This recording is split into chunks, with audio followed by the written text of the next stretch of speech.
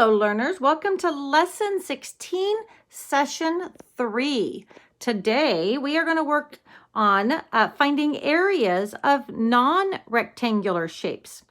What is a non-rectangular shape? Non means not. So that means we're going to find the areas of shapes that are not rectangles. So for example, look at this one. This is not a rectangle.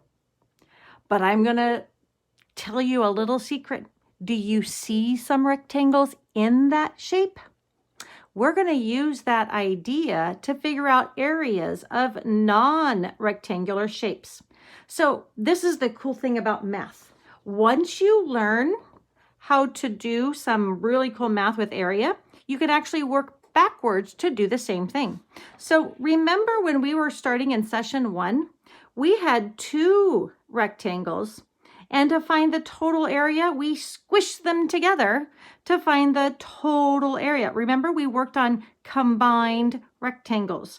We had 2 separate rectangles, and we pushed them together. We even did a picture. Remember our picture? We pushed them together, and then we found the total area. Well, we're going to do the opposite today. We're going to work backwards. Notice that our non-rectangular shape can actually be turned into 2 rectangles. Can you see that? So let's go ahead and read the problem, and then I want you to try to figure out the solution to this question before I show you how to do it. Let's look. Read and try to solve the problem below. Elsa uses 1-inch square tiles to build the shape shown. What kind of shape is this? That's right. It is a non-rectangular shape. What is the area of Elsa's shape? What is the area? Now remember, area is the space inside the shape. So go ahead and pause the video and see if you can figure out what the area is. Okay, now that you're back, we are going to look at one way. In this case, there is an easy way. There are some squares in there. And what could we do if we see the squares? We can count them. So let's see if you got the right answer. We have 1, 2, 3, 4, 5, 6, 7, 8, 9, 10. So we actually have 10 square units. The area is 10 square units. Now, what I want you to think about, what if it didn't have all those little lines in the middle? How could you figure it out? So again, see if you can draw a picture. Can you see 2 rectangles in there? Maybe you can actually use your pencil. How could we break this up into 2 different rectangles? So I kind of wanted to plan this with you because I think it helps to see it. Do you notice that my shape here is the same shape there? And I did it 2 different times. So I'm going to move this for a minute. How could we look at the area? What if we didn't have all those little lines? So do you see some rectangles? Could I cut this so that I have 2 rectangles? Let's take this one right here. Where would I cut this so that I have 2 rectangles? One thing that I could do is I could just cut this off. Do I have 2 rectangles now? I do. I have rectangle 1 and I have rectangle 2. So kind of like we learned in lesson 1, we had 2 separate rectangles and we pushed them together. You can actually take a non-rectangular shape and separate it into 2 rectangles. Now, there's more than one way to turn these into rectangles. How would I cut this one differently and still have 2 rectangles? Do you see another way I could do it? Okay, I want you to notice. What can I do here? I'm going to have to turn it. There we go. There we go. Now I have 2 rectangles. Are the 2 rectangles here the same as the 2 rectangles there? No. But what happens when I push them together? Now are they the same non-rectangular shape? They are. So even though they are the same shape and they are the same area, I can break them in 2 different ways. Now we're going to use this idea on the next couple of sessions. Okay, let's go back to our worksheet and open up to 348. Okay, we are going to explore different ways to understand finding area of non-rectangular shapes. This is the same problem we had on the other side, and this is the same rectangle. So let's look at the picture. You can find the area of a shape by counting the number of square units that cover the shape. How many of you did that? I know I did because that's what we learned to do in our first two sessions. And notice they counted them and they numbered them just like we did on the front page. Now let's look at the model it. You can find the area of a shape by breaking it apart into smaller shapes. So notice here, one way you can break apart Elsa's shape into two smaller shapes like this, kind of like we did with the cutting. So remember we had our rectangle, our non-rectangle shape, and then we split it apart. They showed us the same thing. So notice that this larger rectangle has how many square inches? 1, 2, 3, 4, 5, 6, 7, 8. And what is the area of our smaller rectangle? 1, 2. So notice that we can actually go 8 plus 2 equals how many? 10. So it's the same shape. We just counted it differently. Okay, the other way you can break it is just like we did on our other one. Remember we had this shape right here. Okay, and I cut it so that we have two rectangles that look different. So notice that our top rectangle has 6 square inches and our bottom rectangle has 4 square inches. If I take my 6 square inches and I add my 4 square inches, how many do I have? 10.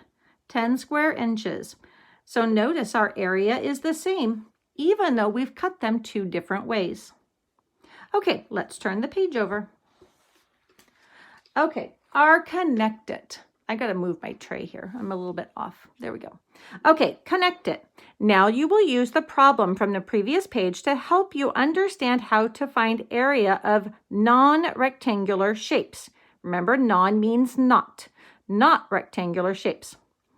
Number 1, model it. Show 2 ways to break apart Elsa's shape. Look at the first way. For each smaller shape, write a multiplication equation to show its area. Okay, I've got to read that again. That was a lot of words. Model it shows 2 ways to break apart Elsa's shape. Okay, I got that. And you know what? I'm going to kind of zoom out so we can have our rectangles back up here. It might help us to use our rectangles.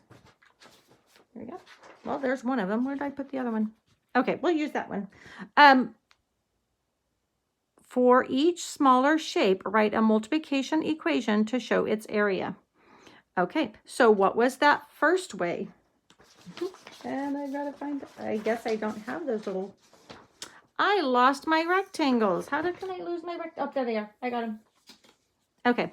Gosh, normally I only lose things in the classroom. Okay, so remember that we had, let's look at what they did.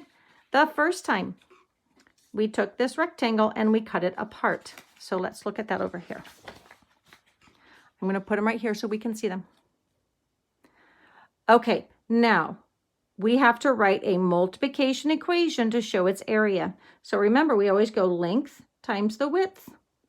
And then we'll have to look at length times the width. So what is the length of this first one? Remember, the length goes across the bottom. So 1, 2. So we're going to put a 2. What is the width of our first rectangle? This is 1, 2, 3, 4. So we're going to write 4. 2 times 4 is 8. Nice job. I think I can zoom in a little bit more. I don't know. I don't know what it looks like on your guys' screens. And so oops, I flipped it. I don't know if it's too small for you guys to see. So if you need to, let Mrs. Gonzalez know and I can change the videos. Okay, so that's our first shape. What's our second shape? Our second shape is this little rectangle over here. What's the length of this little rectangle? It's only got 1 unit. So we're going to write 1. And what is the width of our little rectangle? 1, 2. So I'm going to write 2. 1 times 2 is 2. Okay, so now I found the area of the big rectangle and the area of the small rectangle. Write an addition equation to show the total area of Elsa's shape, which is what we did in the last session. So my first one is 8. My second rectangle is 2. 8 plus 2 is 10. The total area of Elsa's shape is 10 square inches. Now they want us to look at the second way to break apart Elsa's shape. For each smaller shape, write a multiplication equation to show its area. Okay, so now let's take our other one. So remember this time, we had this rectangle, and instead of cutting here, we cut here. So notice our rectangles are different shapes. So let's go ahead and take a look at our first one. Remember, it is always length times width, and then length times width. What is the length of my top rectangle? Let's count it. 1, 2, 3. What is the width of my top triangle? Notice I have a 1, 2. So I'm going to write 2. 3 times 2 is 6. Now let's look at our bottom rectangle. What shape is our bottom rectangle? That's right, it is a square, because remember, all squares are rectangles, but not all rectangles are squares. Okay, so what is our length? It is 1, 2. What is our width? 1, 2. 2 times 2 is 4. Okay, now write the addition equation to show the total area of Elsa's shape. We've got 6 for the first one, 4 for the second one. 6 plus 4 is 10. So the total area of Elsa's shape is 10 square units. How does this total area compare to the total area you found in problem 1? It is the same. I'm going to put a smiley face. It's the same. Okay, number 3. Mike breaks apart a shape into 2 smaller shapes. Okay, so he takes a shape, and what does he do to it? He breaks it apart. And he breaks it apart into 2 smaller shapes, kind of like we did. Rick breaks apart the same shape into 2 different shapes. Okay, so he breaks it apart once, and then he breaks it apart a second time, but this time into 2 different shapes, kind of like we did. We broke it apart in 2 different ways. Okay, so think about what Rick's doing, or no, Mike is doing. Oh, Mike and Rick. Okay, got it. Explain how you know that the total area of Mike's 2 shapes is the same as the total area of Rick's 2 shapes. How do we know that the area is the same for both of them? There was something important. Let's go back and read it. Mike breaks apart a shape into 2 smaller shapes. Rick breaks apart the same shape. Do you notice that? The same shape. Since Mike breaks apart his shape and Rick breaks apart the same shape, then that means they both have to have the same total area. So the 2 shapes were the same at the beginning. Let me make sure I say that right. The 2 shapes were the same area at the beginning. That's how we know that they're both equal. Okay, now your turn to reflect. Look back at your try it strategies by classmates, and picture it and model it. Which model or strategies do you like best for finding the area of non-rectangular shapes? What are the 2 ways that we used? We used counting, and we used breaking it apart. We would break apart the non-rectangle shape. Does anyone remember? Let me write this. Break apart the non-rectangle shape. we learned a word that means break apart. But I always say is a big kid word. There is a word that we use in middle school. Actually, you probably even use it in kindergarten because I did talk about it with my kindergartners. To break apart means to decompose. Decompose means to break apart. So we decomposed the non-rectangle shape. So which method do you like? Did you like counting or did you like decomposing? Take a few minutes and write your answer in. If you need to, pause the video. When you're done, let's do 350.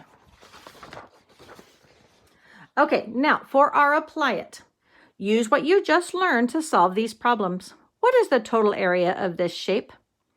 So first of all, we have to decide how are we going to decompose? How are we going to break up our rectangle into two smaller rectangles? You'll notice that there are two ways to do this. We can either split it here or we can split it here. So I decide this time I'm going to split it this way. I'm just going to draw that line right there, just to help me realize that there's a top rectangle and a bottom rectangle. Now, if you wanted to go back and do it and cut it here, you can do that. But I only want to show one today. So let's go ahead and remember. So we've got rectangle 1. That'll be our top one. And this will be rectangle 2. That's our bottom one. So when I go to do these rectangles, I kind of label things so I know what I'm doing. So rectangle 1, what do we know about rectangle 1? What is the length of rectangle 1? It is 14. So length is 14. What is the width of rectangle 1? It is 4. That's a lot of multiplication. You guys good? Let's go ahead and look at this. What is 14 times 4? Now remember, I can think of that as 4 times 10 and 4 times 14. So in order to do this, I would have gotten 56. Okay. Now, rectangle 2. What is rectangle 2? Now this one's a little bit trickier. So we have to look at what the lengths of the sides are. What do you notice is the length of our small rectangle? Oh, it is 9. Look at that. So you see how it's got a shorter length? Okay, so 9. And then what do you notice about the width? It is 6. 9 times 6 is 54. Okay, so now what I'm going to do is I'm going to add to find the total area, right? So if I know that this space is 54, and this space is 56. How am I going to figure out the total area? I'm going to add these together. Now, when you first look at these, you're like, oh, those are big numbers to add together. But what do you know about a 6 and a 4? A 6 and a 4 makes a 10. I've got 5 tens, 5 tens, and then that's another 10. So 5 tens, 10 tens, 11 tens. So that's 110. Okay, so our solution is 110 square meters. Okay, now let's go ahead and look at number 6. What is the area of this shape? Show your work. Well, I realized on my last one, I made mine harder than I needed to. Do you notice how I had to go 14 times 4? That was a lot of math work. I could have gone with my rectangle here, and then I think I would have had smaller numbers to multiply. So let's try that on this one. So notice on this one, I think I'm going to try to be more efficient, and I'm going to cut it right here. Do you see how now I just have a small number here and then a smaller numbers here? So always look at your rectangles and think about how are you going to find the easiest way to multiply? What's going to be the most efficient? Okay, so here's rectangle 1, here's rectangle 2. So rectangle 1, what are we going to do? What is the length of rectangle 1? It's not 8, so don't get fooled. 8 is the entire length of the bottom of the shape. Notice that that includes both rectangles. So notice here, 8 goes from here to here. I want to know just this piece right here, right? Just that piece. So I'm actually going to look at the top for that. So always pay attention to your labels. So area equals the length times the width. My length is 7. What is my width of my first rectangle? It is 5. 7 times 5 is 35. Okay, rectangle number 2. Let's look at rectangle number 2. Now, in rectangle 2, they actually give us 1 as the length up here. I could have figured it out because if this length is 7, then this one has to be 1, right? Because if the total is 8, if this one is 7, then this one has to be 1.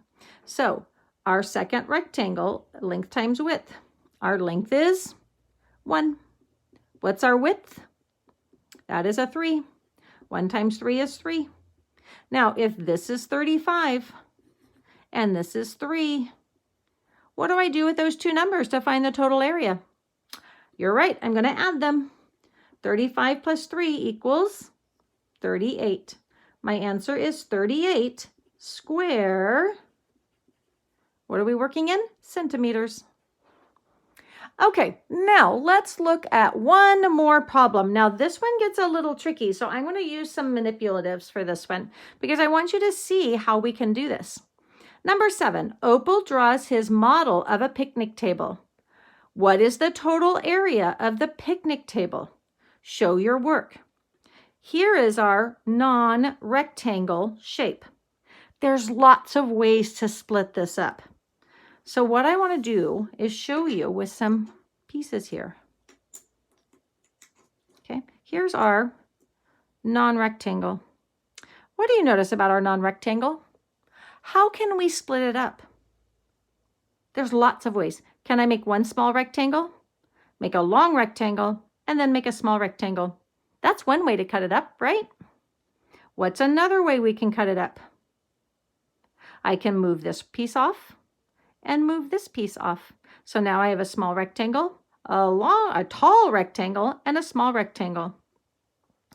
Now, there's one more way to do this that actually will make our problem solving a lot simpler. What do you notice about all of these by themselves? What shapes are all those? They're all squares. What do we know about this square and this square? Are these two the same size? They are. Is this size the same as that size? It is. Is this one the same as this one? Yes. Is that one the same as this one? Yes. Do you notice that they're all exactly the same size? So what if I find the area of one of them? Then how many do I have? 1, 2, 3, 4, 5. Now, I can't say that it's 5 because these have sides of what shape? So let's go back to our shape here. What is the size of one square? One square. So we're going to look at what is one square. The area of one square is a 3 by 3. So remember, length times width is a 3 by 3. So the area of one square equals 9. Area equals 9. So this one is 9. Now, since this is a square, and this square is exactly the same shape, and this one is the same measurement, and this one is the same measurement, and this one, what do I know about the area of this square? It's 9. What about this one? It's 9. What about this one? 9. And what about this one? It's 9. How many 9s do I have? I have 1, 2, 3, 4, 5 9s. So now we can do this two ways. So I could go 9 plus 9 plus 9 plus 9 plus 9, and I could add that up, and I can find my answer. What have you learned in 3rd grade that will make this easier? This is repeated addition. Remember, multiplication is repeated addition. How many times did I repeat my 9? I repeated it 5 times. I have 5 groups of 9. What is 5 times 9? 45. So 45 square, what unit are we using? Feet. Okay, that is the lesson, end of lesson 3 or session 3. Now it is your turn to go ahead to the independent practice and begin working on the work on your own. Now remember, there's multiple ways to solve things, so do your very best on it and then watch video number 2 and I'll go over the answers. Good luck, I know you got this.